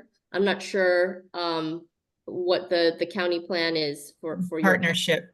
partnership. Okay, call partnership and use these magic words, ECM, enhanced care management, and see if your husband might be eligible. If they don't know what ECM is, that means that partnership did a terrible job in training their folks. Refuse to get off the phone until you speak with someone who knows what ECM is. Okay. But it's been, ECM has been rolled out over this last several years. Each of these populations of focus got kind of expanded at different times. So yes, keep that in mind. There might be someone who might be able to, honestly, Jerry, you seem quite helpful and functioning. You know what's going on. I don't know how much more help an ECM provider might provide you, but it doesn't hurt to ask. But just keep in mind this service may be available to you and your husband. Okay, now we're going to be talking about community supports. Community supports means, when you think about your Medi-Cal plan, you're only thinking about medical issues that you're having, but you also have non-medical issues that contribute to your health, right? We call them social determinants of health. This whole idea behind CalAIM is to make sure that you're getting these wraparound services to make sure that your health is good. Things like housing. If you don't have a house, or if you have housing difficulty, or if you're currently unhoused, that's gonna affect your health. So a lot of the community supports that include housing services. I'm not gonna go into detail of all of this, but I like this picture. That one's of the house, but these are the housing services, housing community supports. Oof. Thank you sorry for my chicken scratch here. There's also, let me highlight one. There's also respite care. So this is very relevant for the Caregiver Resource Center. It does provide some short-term relief for caregivers. So if you don't already have IHSS, or if you are the IHSS provider and you feel like you need additional respite care, you know, I think for respite care, there is a limit. Forgot what it was. I want to say it's like 300. It's 336 hours per year. 336? Yeah. Okay. I wrote 300. That's a lot. That's a lot. Yeah. I mean, so that's the thing here. The point of the presentation today isn't memorize all these programs and all these benefits. It's just knowing that they're there, and if if you need it, you can. So if you call Partnership, Jerry, and you need some respite care, respite services, and you need a break, call them and request for community supports respite. And I'm already paying an agency out of my own pocket for respite. well, yeah, call Partnership and see if you may be eligible Okay. for respite care. Yeah, because What I know did you say? what was that? What did you say the two words were? Community supports, and then the type of community support you're requesting for is respite Okay. services. Okay, Community thank you. support, the magic words. So, you know, in Orange County, your Cal Optima or Kaiser for your Medi-Cal plan, you're gonna call Kaiser and Medi-Cal and ask for community supports and use that language. And if you speak with someone who doesn't know what the heck community supports are, speak with a supervisor who knows, or they might, you know, kind of redirect your call to their community supports unit. So keep that in mind. I'm trying to think of these other programs. This is kind of these two programs are kind of still being more developed. But there's something called the Nursing Facility Transition or Diversion to Assisted Living Facilities. So for those who are, this is kind of like the ALW. This is kind of like the assisted living waiver. So if you are already enrolled into the assisted living waiver, you can't get both assisted living waiver services and this community support because it's basically the same thing. But if you are waitlisted, you know what, actually, Heyan, this might be a program that you might be wanting to tell your client about. If they're enrolled into full scope Medi-Cal, asking for their Medi-Cal plan for community supports, nursing facility transition, diversion to assisted living facility, your Medi-Cal plan, Cal Optima, Kaiser, Partnership, wherever your county is and whichever your Medi-Cal plan is, that Medi-Cal plan may pay for the assisted living care. So it's basically kind of like the assisted living waiver, but instead of the state paying for it, it's your Medi-Cal plan that's paying for it. Keep in mind, this benefit is still kind of being developed and refined, because when they first launched this program, it wasn't well defined and people were confused and plans were really confused. It's been better defined and more defined recently. This is an active program that's available today. So if you are someone who perhaps are on the assisted living waiver wait list, call your Medi-Cal plan up and ask for this community support.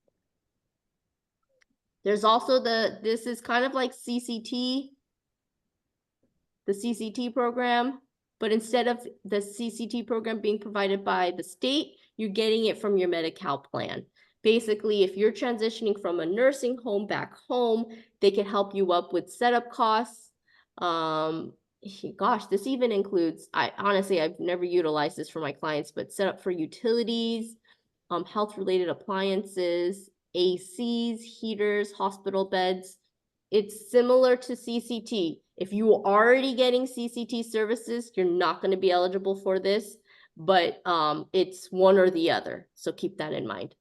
But it's the same services, except instead of getting it from the state waiver program, you're getting it from your Medi-Cal plan. Okay.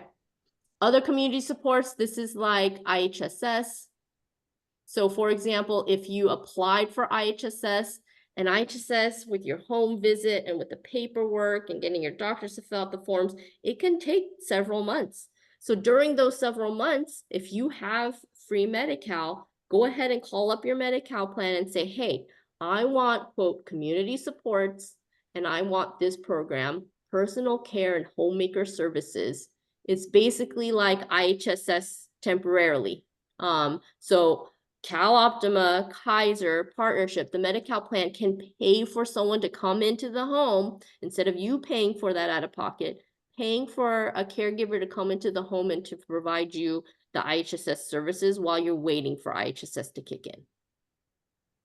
There's also home modifications, you know, these things like ramps, grab bars.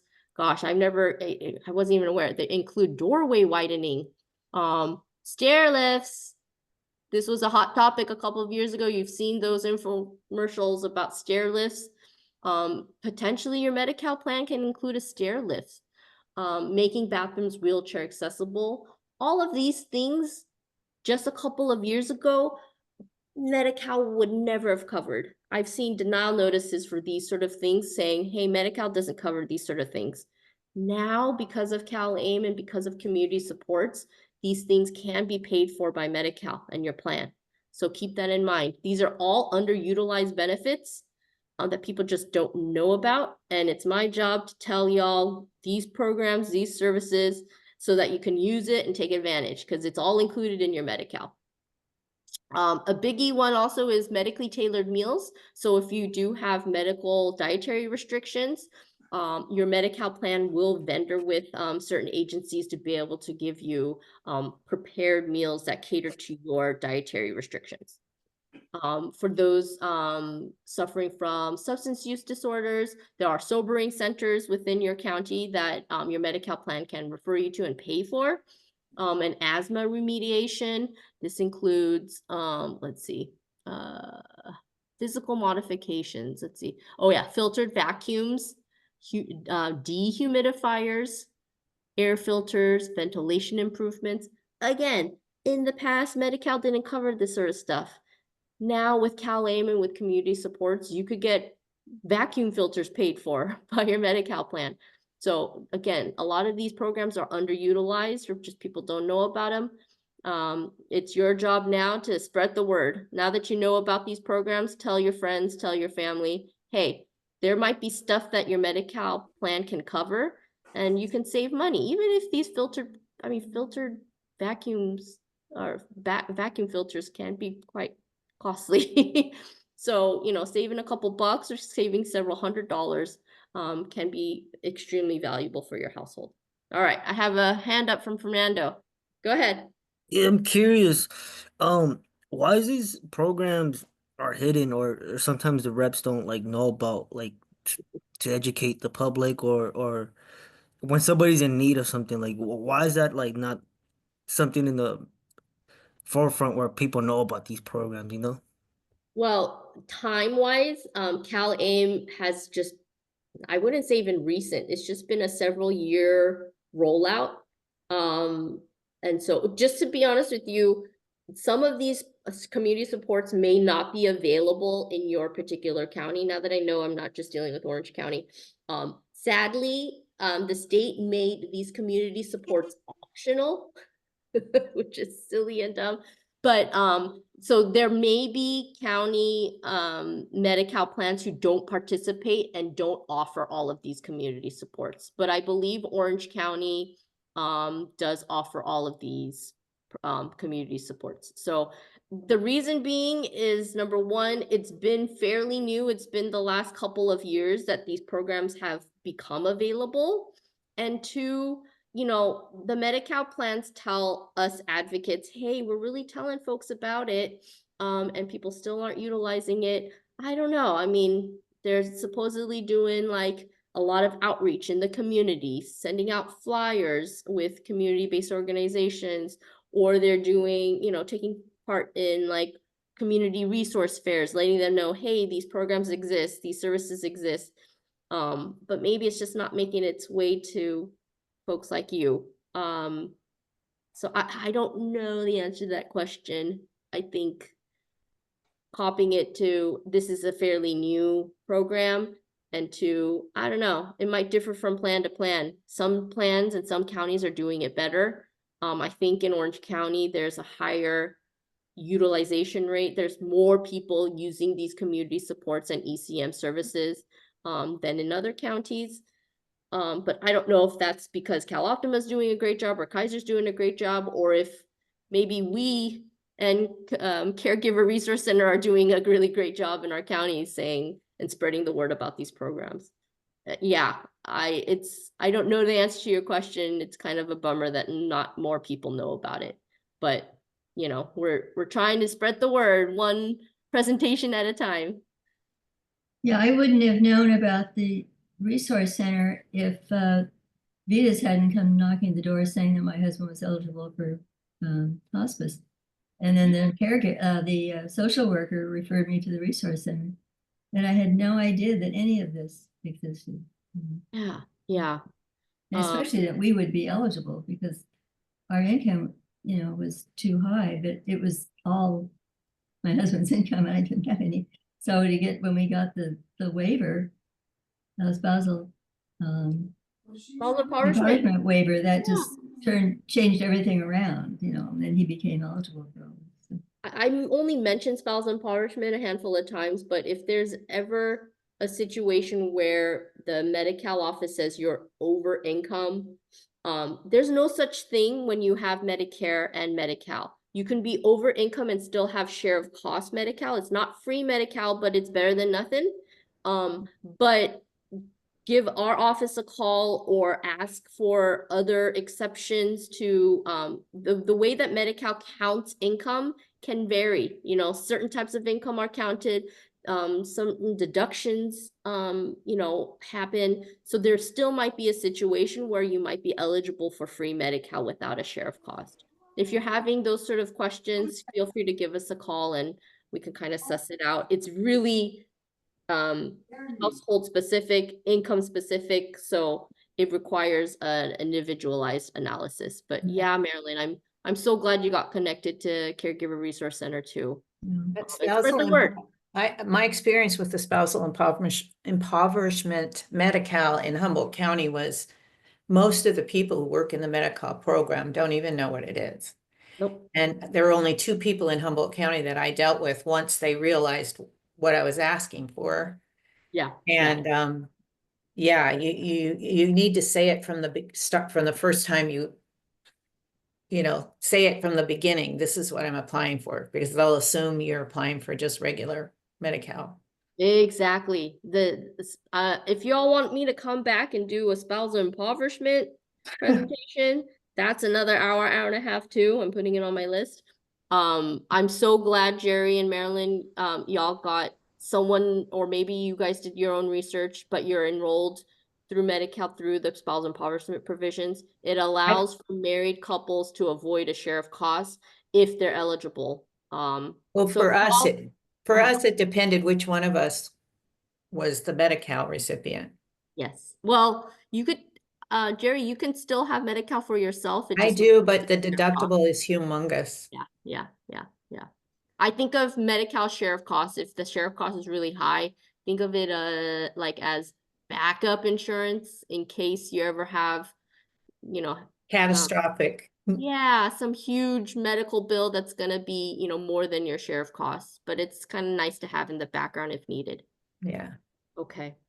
All right. The next slide is gonna be specifically about Orange County. So I apologize. I wasn't aware that this was non-Orange County folks, but this is gonna be I have a feeling most Medi-Cal plans have a referral form, but if you're in Orange County for your Medi-Cal, you either have Cal Optima or you have Kaiser as your Medi-Cal plan.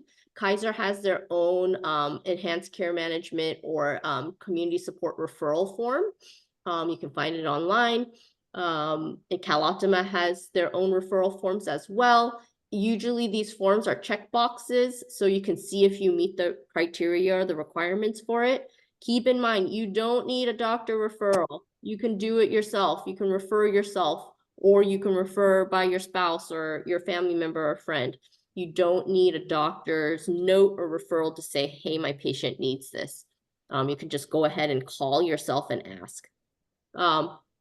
For anyone outside of Orange County, you can maybe Google, you can Google your health plans, your Medi-Cal plan's name, like partnership and ECM, partnership community supports, and use those phrases. And maybe on their website, they do have like a referral form that you can refer to. So keep that in mind for anyone outside of Orange County. Or you could just call them and say, hey, I'm interested in community supports. Hey, I'm interested in enhanced care management. And they hopefully will direct you to that unit or that department.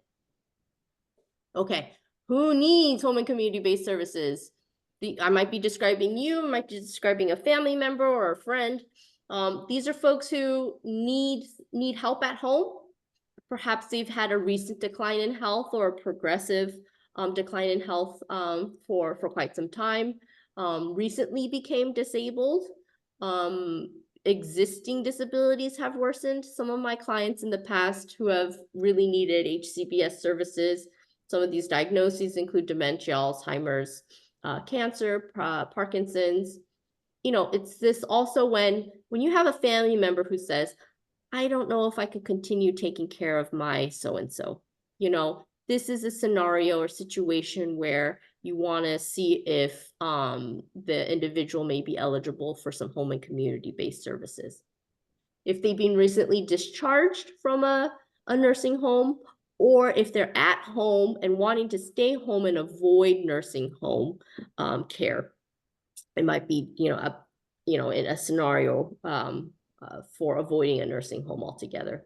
When they say, I really need 24-hour care, these sort of things, these sort of trigger words, these sort of phrases might come up. And if it does, that's when you're going to want to think about home and community-based services, the LTSS stuff, which includes home and community-based.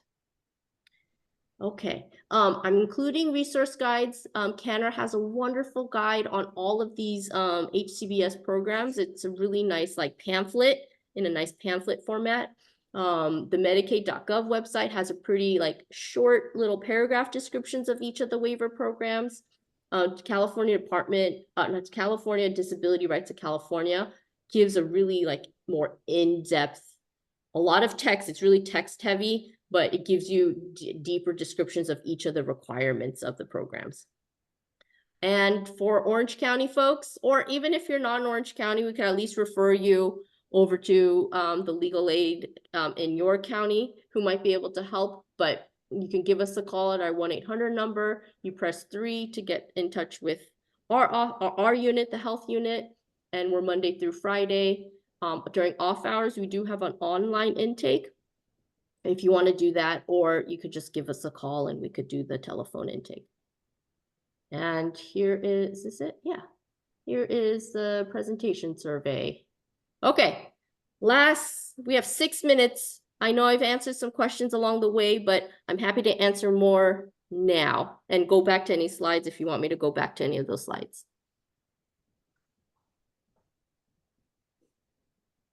The sun is shining again outside. Oh. Dawn, do you have a question? Yes. How do I sign up for spousal impoverishment?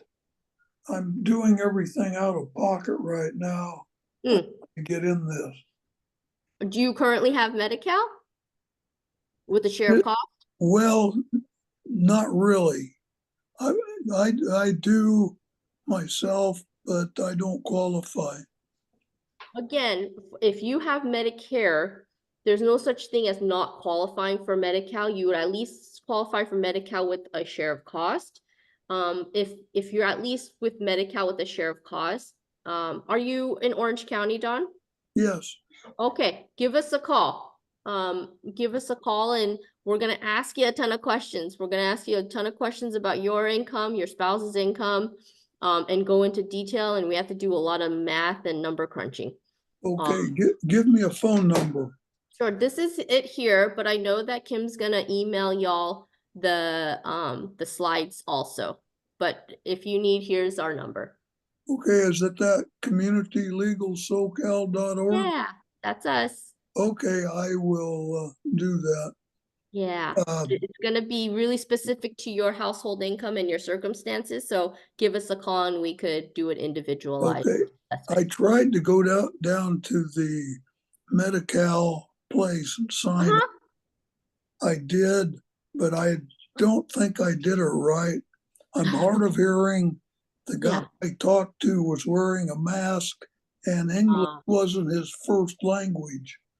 I see. Well, if you need assistance with filling out the Medi-Cal application, you know, we can provide some of that assistance, but there are other community-based organizations who do exactly that. So if you need just help filling out the forms, just give us a call and we could even give you referrals for those agencies. But even assessing you, seeing if you're eligible for Medi-Cal spousal impoverishment, give us a call and we're gonna really ask you a lot of questions about your income, so be prepared to answer. Yeah. Okay, I will call you sometime Monday. All right, look forward to it, Don. Thank you. Thank you. Any questions, comments, concerns? Well, I feel like I've talked a lot, so I will defer to anyone else that has questions before me, but I do have. Thank you, Jerry. Yeah, we can come back to Jerry's question. Anyone have any questions? Or if you want me to go back to a slide and we could talk about a little bit more. I'm very comfortable with awkward silences. I tend to be someone who doesn't ask questions right away. And I'm like, do I ask? Do I not ask? So if you're hesitating on asking a question, please do, because this is the time now. And if not, you could always just give our office a call if you don't feel comfortable chatting now. There was one question in the chat, but I took care of that question already. I answered the question already. Oh, okay. Thanks, Kim. Thank you for monitoring and fielding. Okay, well, go ahead, Jerry. I'm gonna let you roll. All right. So I recently applied for PACE and they I applied on behalf of my husband and they turned him down. And they said the reason was that he wasn't able to care for himself. Like he required 24, they thought he required 24/7 supervision. Oh, okay. I'm wondering, does that make sense? Because they say in their regs that you need to be nursing home eligible. Yeah. And then they say, well, he can't take care of himself and it's 24/7. So it's really hard. It's a fine line because all of these HCBA waiver programs require nursing facility level of care, but also at the same time where it's still medically safe for you to receive these services in that setting. So it is because I'm here. If he was living alone, he wouldn't be, but I'm here taking care of him. If you should have received an official denial notice. I did. Anything in it? If you have, they're on the back should indicate your appeal rights. Make sure you follow and don't miss any of the appeal deadlines. Honestly, I don't think our office has handled PACE appeals. But I know that there is an appeals process that you're gonna have to Oh fight. yeah, I know there is. I probably might have even passed the deadline for applying. I was just wondering if that sounded right to you. It's kind of a fine line Yeah, for HCBS waiver programs, the definition is, hey, I need nursing facility level of care if I don't get these services. But at the same time, if you cannot medically safely get these services at these settings, in your case, the PACE center setting, yeah, The question is, it might be requiring like a can't- doctor to clarify what his needs are and kind of his capacity.